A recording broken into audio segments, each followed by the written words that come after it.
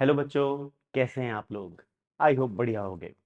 आज मैं फिर आपके सामने आया हूँ एक नई वीडियो के साथ। आज बच्चों हम लोग पढ़ेंगे, एक बहुत ही बढ़िया टॉपिक है, torque on a dipole in uniform field. अगर हम एक इलेक्ट्रिक डाइपोल को यूनिफॉर्म फील्ड में रखते हैं तो उस पर जो टॉर्क लगता है, हमें वो टॉर्क कैलकुलेट करना है। We have to calculate the torque acting on the dipole. अब इस टॉर्क को निकालने के लिए हम लोग जो कॉन्सेप्ट यूज करते हैं बड़ा ही सिंपल है। देखिए, जो टॉर्क होता है उसका फॉर्मूला आता है P vector cross E vector. ये थोड़ा सा बेसिक्स हम क्लास 11th के वेक्टर्स अगर याद करें तो हमने पढ़े थे एक एक्सियल वेक्टर्स। एक्सियल वेक्टर्स वो वेक्टर्स होते थे जो एक्सिस ऑफ रोटेशन के अलोंग एक्ट करते थे। ठीक है। तो यहां पर जो टॉर्क है वो पी वेक्टर और ई वेक्टर यानी डाइपोल मोमेंट और इलेक्ट्रिक फील्ड का जो प्लेन होता है उसके परपेंडिकुलर जो एक्सेस जाता है उसके अलोंग होता है। जो भी एक्सियल वेक्टर्स होते हैं इनको मोस्ट ऑफ द टाइम, जैसे यहां पर क्रॉस प्रोडक्ट से आ रहा है, तो हम राइट हैंड थंब रूल जो हमने पढ़ा था उससे हम इसको कैलकुलेट कर सकते हैं। तो चलिए कैलकुलेट करते हैं टॉर्क ऑन अ डाइपोल। अब इसके लिए हम क्या करेंगे, हम अज्यूम करेंगे हमारे पास एक यूनिफॉर्म फील्ड है। ये हमने यूनिफॉर्म फील्ड यहां पर बना दी बच्चों। ये हमारी हो गई यूनिफॉर्म इलेक्ट्रिक फील्ड ई। इसका जो मैग्नीट्यूड है वो ई के बराबर है। यहां पर हमने एक रख दिया इलेक्ट्रिक डाइपोल। ये है हमारा पॉजिटिव चार्ज प्लस क्यू, और ये है हमारा नेगेटिव चार्ज माइनस क्यू। ठीक। ये हमने बना दी डाइपोल की लेंथ, डाइपोल लेंथ जिसकी वैल्यू 2L होती है, ये हमको पता है। The length is 2L। ठीक। इसमें जो डाइपोल मोमेंट होगा वो बनता है from negative charge towards the positive charge, तो ये बन जाएगा हमारा डाइपोल मोमेंट वेक्टर P। अब अगर आप ध्यान से देखो, ये जो डाइपोल मोमेंट वेक्टर P है ये इलेक्ट्रिक फील्ड के साथ ये एंगल बना रहा है। This angle is theta. यही वो एंगल थीटा है जो डाइपोल मोमेंट इलेक्ट्रिक फील्ड के साथ बना रहा है। अब इस पॉजिटिव चार्ज पर भी एक फोर्स लग रही होगी, हम सब जानते हैं पॉजिटिव चार्ज भी एक फोर्स एक्सपीरियंस करेगा इस डायरेक्शन में, जिसकी वैल्यू होगी Q E. Negative charge opposite to the direction of field force experience करता है। इसके ऊपर जो फोर्स लगेगी ये क्यू ई, मैग्नीट्यूड सेम ही होगा, डायरेक्शन ऑपोजिट हो जाएगी because force is a vector quantity. ठीक। अब जो टॉर्क होता है उसके लिए हमें दो चीजें चाहिए होती हैं। एक होती है फोर्स, दूसरा होता है परपेंडिकुलर डिस्टेंस। फोर्स हमें यहां नजर आ रहा है तो हम कह सकते हैं force acting on each charge. Her charge के ऊपर लगने वाली जो फोर्स है एफ, उसकी वैल्यू आ जाएगी क्यू ई। बच्चों, टॉर्क निकालने के लिए जो दो चीजें चाहिए उनमें से एक तो है फोर्स, वो हमने कैलकुलेट कर ली। अब जो दूसरी चीज है उसे कैलकुलेट करते हैं, वो है हमारा perpendicular distance between the lines of action. अब अगर आप ध्यान से देखो, इस फोर्स की लाइन ऑफ एक्शन और इस फोर्स की लाइन ऑफ एक्शन के बीच में परपेंडिकुलर डिस्टेंस ये है। अगर हम इसको नाम दे दें ए, इसको नाम दे दे बी, इसको दे दे सी, तो ये जो ए सी है ये हमारा परपेंडिकुलर डिस्टेंस है between the lines of action. क्योंकि एक फोर्स ऐसे एक्ट कर रही है, दूसरी फोर्स ऐसे एक्ट कर रही है, तो इनके बीच में परपेंडिकुलर डिस्टेंस ए सी बन जाएगा। ठीक। इसको कैलकुलेट करने के लिए हम लोग इस्तेमाल करते हैं ट्रिग्नोमेट्री का। अब देखो, मुझे ये पता है ये साइड 2L है जो कि हाइपोटेन्यूज हो गई, ये हो गई हमारी परपेंडिकुलर, क्योंकि अगर ये एंगल थीटा था तो ये एंगल भी थीटा हो जाएगा कॉरस्पॉन्डिंग एंगल्स की वजह से। ठीक है ना। तो हम लोग क्या कहेंगे, हम कहेंगे इन ट्राइंगल एबीसी, अगर मैं साइन थीटा की वैल्यू निकालू बच्चों, साइन थीटा होता है परपेंडिकुलर अपॉन हाइपोटेन्यूज, तो AC अपॉन 2L आ जाएगा। तो मैं कह सकता हूं यहां से जो AC है उसकी वैल्यू आ जाएगी 2L साइन थीटा। ये AC की वैल्यू आ जाएगी 2L साइन थीटा। ठीक। अब परपेंडिकुलर डिस्टेंस भी आ गया, फोर्स भी आ गया, तो हम यहां पर डायरेक्ट लिख सकते हैं therefore torque tau equals to force into perpendicular distance. तो मैं कह सकता हूं therefore torque equals to Q E into 2L sine theta. अब अगर आप इसमें देखो ध्यान से, ये जो Q है और ये 2L है, इनको मल्टीप्लाई करने पर हमें मिलता है डायपोल मोमेंट P। तो मैं कह सकता हूं torque equals PE sine theta. अब हमें पता है ए बी साइन थीटा जो है वो मैग्नीट्यूड होता है ऑफ ए क्रॉस बी। तो अगर मैं इसको वेक्टर फॉर्म में लिखना चाहूं तो मैं लिख सकता हूं torque vector equals to P vector cross E vector. ये आ गया हमारे पास टॉर्क का formula in terms of vector form. यहां पर हमने cross product of P vector यानी डायपोल मोमेंट वेक्टर और इलेक्ट्रिक फील्ड वेक्टर से टॉर्क को कैलकुलेट किया है। ठीक है, अब इस टॉर्क के हम बना सकते हैं स्पेशल केसेस कि टॉर्क की वैल्यू जो है वो कब ज्यादा होगी कब मिनिमम होगी। ये सारे केसेस हम बोलते हैं इनको स्पेशल केसेस। ठीक है ना। अब इन स्पेशल केसेस को समझने के लिए, अच्छा, before we move on to the special case segment, ध्यान रखना जो स्पेशल केसेस है इसको समझने से पहले जरा टॉर्क की एक बार डायरेक्शन का कॉन्सेप्ट सीख लेते हैं। वैसे तो आपको पता होना चाहिए, क्लास 11th में आपने पढ़ा था, पर फिर भी let us give it a chance. ठीक है ना। तो यहां पर हमारे पास ये है direction of electric field E. ठीक, ये हमारे पास था मान लीजिए डायपोल मोमेंट पी। ये दोनों एक प्लेन में है, ये प्लेन में बना देता हूं आपके लिए। ये हमारे पास एक प्लेन हो गया, दिस इज अ प्लेन। ठीक है ना। तो याद रखिएगा जो टॉर्क वेक्टर होगा वो P क्रॉस E है। देखो इलेक्ट्रिक फील्ड ऐसे है, P ऐसे है, तो P क्रॉस E, P की डायरेक्शन में फिंगर्स को पॉइंट करो, E की डायरेक्शन में कर्ल करो, ये दे देता है डायरेक्शन ऑफ टॉर्क।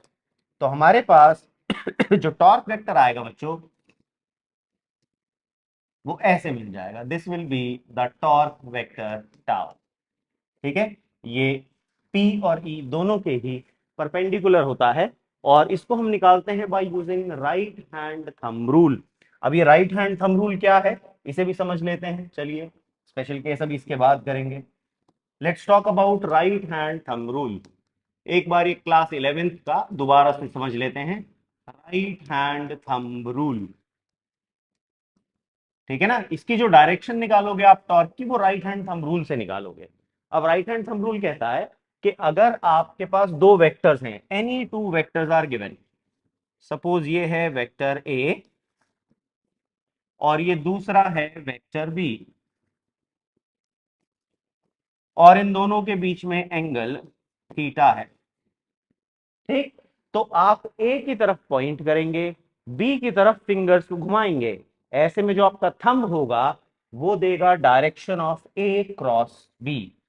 ठीक है ना। तो अब वो भी बना लेते हैं जी, हम अपनी फिंगर्स को कर्ल कर लेते हैं।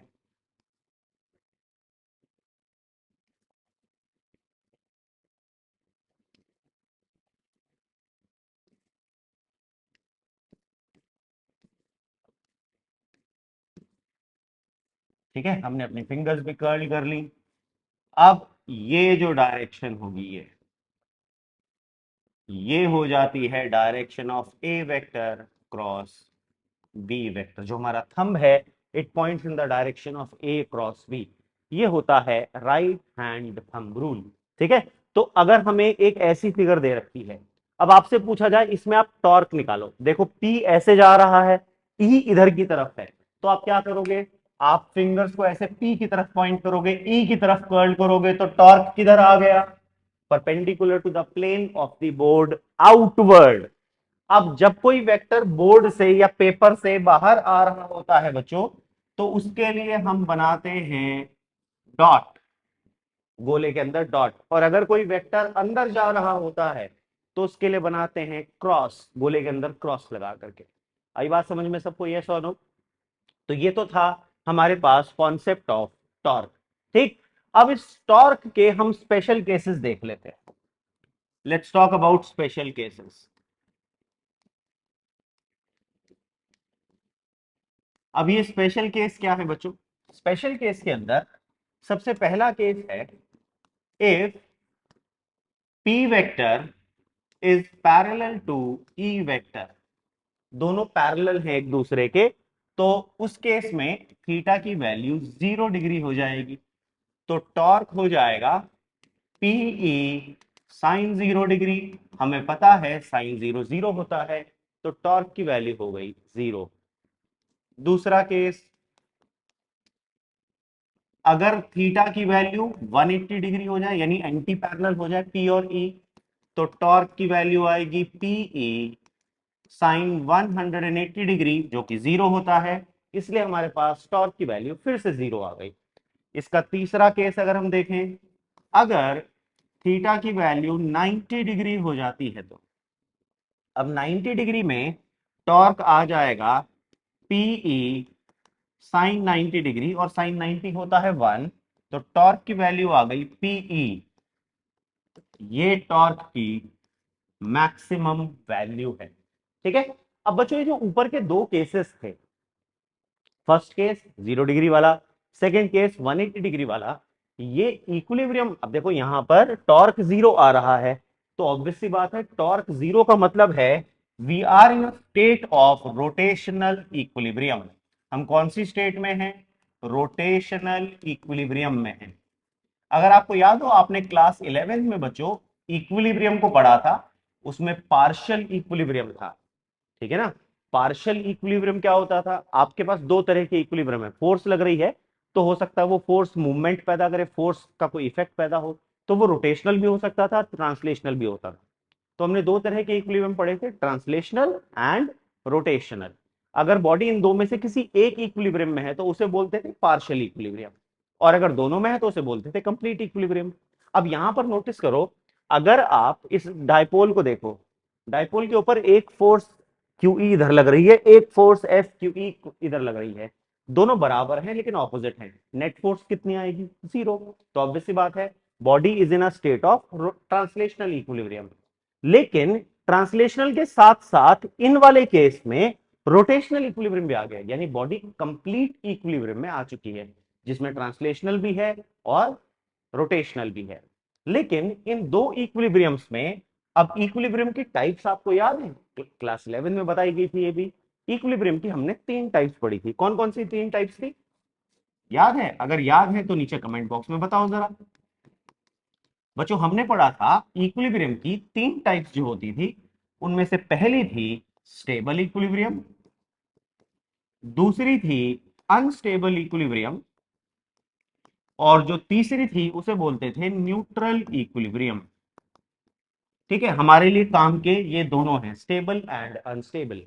तो ये जो फर्स्ट वाला केस है थीटा जीरो वाला, ये स्टेबल इक्विलिब्रियम का केस है, और थीटा 180 वाला अनस्टेबल इक्विलिब्रियम का केस है। थीटा इक्वल्स टू 0 डिग्री वाला केस और थीटा इक्वल्स टू 180 डिग्री वाला केस। अब ऐसा क्यों है इसको समझते हैं। देखिए, ये हमारे पास एक डायपोल है, अभी इसकी इलेक्ट्रिक फील्ड राइट हैंड की तरफ जा रही है, और यहां पर डायपोल मोमेंट भी सेम डायरेक्शन में जा रहा है, राइट हैंड की तरफ। तो केस ए हो गया theta equals to 0 degree, P और ई की डायरेक्शन सेम है। अब अगर मैं इस डायपोल को थोड़ा सा ऐसे घुमाऊं फोर्स लगाकर और छोड़ दूं, तो इस पर इधर की तरफ एक फोर्स ऐसे लगेगी, इधर की तरफ ऐसे लगेगी, और ये वापस घूम जाएगा, उसी स्टेट में आ जाएगा जहां से मैंने इसको डिस्प्लेस किया था। यानी इसके ऊपर जो फोर्स लगेगी रिस्टोरिंग फोर्स का काम करेगी, और इसको घुमा करके वापस उसी स्टेट में ले आएगी जहां से मैंने इसे डिस्टर्ब किया था। इसका मतलब ये डायपोल अपनी ओरिजिनल पोजीशन पर वापस आने की कोशिश करेगा, इसीलिए इसको बोलते हैं स्टेबल इक्विलिब्रियम। लेकिन अगर हम दूसरा केस देखें, अब P इधर की तरफ है और E उधर की तरफ है, दोनों के बीच में एंगल कितना हो गया? थीटा बन गया 180 डिग्री। अब अगर मैं इसको डिस्प्लेस करूंगा, ऐसे करके थोड़ा सा घुमाऊंगा, तो नेगेटिव क्यू के ऊपर फोर्स इधर लगेगी, पॉजिटिव के ऊपर फोर्स इधर लगेगी, तो ये वापस नहीं जाएगा बल्कि उल्टा और घूम के ऐसे हो जाएगा। यानी मैंने इसको डिस्प्लेस किया तो ये वापस जाने की बजाय उल्टा और अवे जा रहा है फ्रॉम द मीन पोजीशन। तो इस तरह के इक्विलिब्रियम को हम बोलते हैं अनस्टेबल इक्विलिब्रियम। आई बात समझ में सबको? यस और नो? तो ये था हमारे पास कॉन्सेप्ट ऑफ इक्विलिब्रियम। अब ये जो टॉर्क हमने निकाला इस टॉर्क से बच्चों हम डायपोल का डायपोल मोमेंट भी कैलकुलेट कर सकते हैं या उसको डिफाइन कर सकते हैं। कैसे? देखो, डायपोल टॉर्क का फॉर्मूला पीई साइन थीटा है। अब अगर मैं यहां पर ई की वैल्यू 1 कर दूं, थीटा की वैल्यू 90 कर दूं, तो मेरे पास आ जाएगा टॉर्क इक्वल्स टू पी। तो मैं कह सकता हूं किसी भी डायपोल का डायपोल मोमेंट उस टॉर्क के बराबर होता है जो उस डायपोल पर लगता है जब उसे यूनिट इलेक्ट्रिक फील्ड में रखा जाता है परपेंडिकुलर टू द फील्ड। तो इस तरह से आप डायपोल मोमेंट को भी डिफाइन कर सकते हैं by using the concept of torque. ठीक है बच्चों, समझ में आ गया सबको यहां तक? चलिए अब आगे देखते हैं इस पर एक क्वेश्चन। क्वेश्चन है, an electric dipole when held at 30 degree with respect to a uniform electric field of 10 की पावर 4 न्यूटन पर coulomb experiences a torque of 9 into 10 की पावर माइनस 26 न्यूटन मीटर। देखिए हमको क्या क्या दे रखा है क्वेश्चन में। क्वेश्चन ने हमें कहा थीटा की वैल्यू है 30 डिग्री, इलेक्ट्रिक फील्ड है 10 की पावर 4, जो टॉर्क है उसकी वैल्यू है 9 इंटू 10 की पावर 26, और हमें कैलकुलेट करना है डाइपोल मोमेंट। ठीक है, तो जो जो गिवन है वो लिख लेते हैं हम लोग। किसी भी न्यूमेरिकल को करने के लिए बच्चों सबसे अच्छा तरीका होता है जो वेरिएबल्स गिवन हैं और जो कैलकुलेट करने हैं उनको सामने लिख लीजिए। ऐसा करने से हमारे दिमाग के लिए फिगर आउट करना आसान हो जाता है कि उसमें कौन सा फॉर्मूला लगाया जाएगा। ये बहुत अच्छी ट्रिक है, इसको यूज किया कीजिए। थीटा की वैल्यू बच्चों हमें दी गई है 30 डिग्री, इलेक्ट्रिक फील्ड दी गई है 10 की पावर 4 न्यूटन पर कूलम।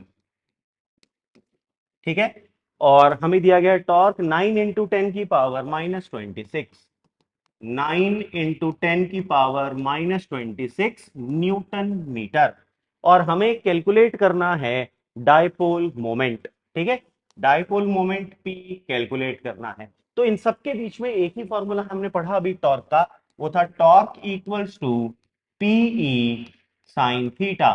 तो यहां से पी का फॉर्मूला आ जाएगा बच्चों torque upon E sine theta, ये वैल्यू बन जाएगी, है ना। वैल्यूज डाल दीजिए।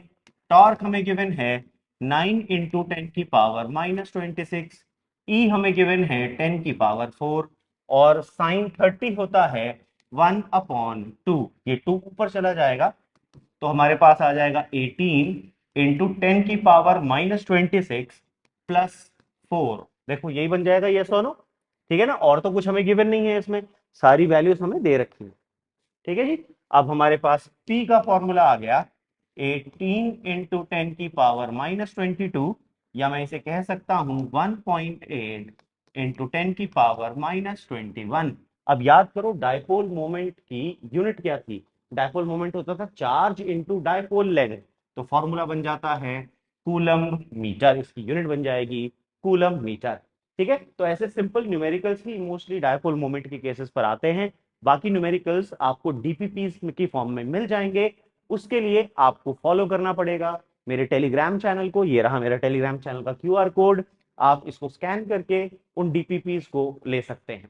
ठीक है, आप मुझे इंस्टाग्राम पे भी फॉलो कर सकते हैं। अगर आपको कोई भी जरूरत लगती है, कोई भी क्वेश्चन आता है, कोई क्वेरी आती है, you can follow me on Instagram, वहां पर आप मुझे डीएम कर सकते हैं। अदरवाइज हमारा ये प्यारा सा चैनल है जिसमें हम फिजिक्स की ही बातें करते हैं। ठीक, मिलते हैं अगली वीडियो में, तब तक के लिए जय हिंद।